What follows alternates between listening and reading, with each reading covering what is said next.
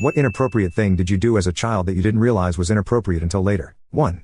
I used to search for, expose 13-year-old girls, on Kazaa because, I was 13 years old. It makes perfect sense to find girls in my age group. I'm thankful that the internet was so young back then because looking back on it I'm horrified. I could have gotten myself or my parents in a ton of trouble. And now I'll have to teach my own son that while, yes, being age appropriate makes sense, you can't do that. 2.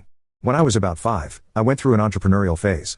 I used to go around picking flowers out of the neighbors' flower beds, then ringing their doorbell and trying to sell them their own flowers. 3.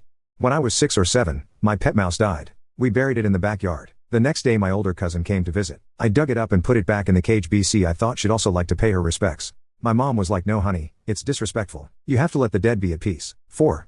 I was upset because my grandfather didn't want to play army with me and he would get weird about it, almost angry. Found out later he was in Vietnam. 5. I was probably 5 or 6, a family friend's wife had just passed, and I hadn't really had any death talk yet,